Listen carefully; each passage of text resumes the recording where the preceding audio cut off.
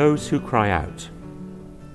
Hear the prayer, O Lord, of all who cry to Thee in their trouble, those who cry out in hunger, those who cry out in pain, those who cry out in fear, those who cry out in panic, those who cry out in loneliness, those who cry out in despair, those who cry out in grief, those who cry out from a broken heart, those who cry out with a wounded voice, those who cry out with deep foreboding, those who cry out from bitter memory, those who cry out to You to forgive because they cannot, those who cry out to You for their children and who will not be comforted, those who cry out to You by night, those who cry out to You without ceasing, those whose cries are stifled for further fear, those whose cries are inward and unheard.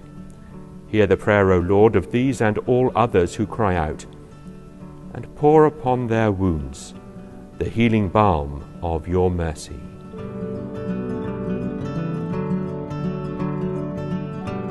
We've come to the point where our prayer rests with people who are suffering. One of the things that it's important to recognize as people of prayer is that there are many things all the time that we fail to notice. This isn't unusual or difficult or problematic, it's just the way in which we are as human beings. This cross just to the side of me here, for instance, is within the cathedral, but it's not noticed by many who pass by. It's the last thing that people see sometimes. It's a very interesting and beautiful cross, and it has the name of the Lama Sabachthani cross, reflecting the words of Jesus from the cross, my God, why have You forsaken me?" One of the things that Pope Paul VI said was, if you want peace, you must pray for justice. And it's when we notice the suffering of other people that we begin to pray for justice. When we begin to hear something of the way in which others cry out, those who cry out in pain or distress, those who cry out in loneliness, those who cry out fearing and perhaps knowing that their cry won't be heard.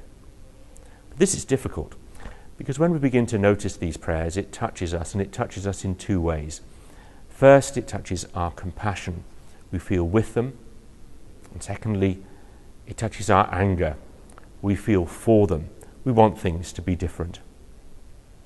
We don't always think of engaging with justice in prayer, perhaps because it's too disturbing. We think justice and the demands of justice call us to action.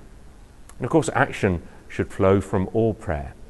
But prayer needs to be connected with our inner pain when we cry out for justice, when we cry out in anger, when we cry out from the compassion that we have for others.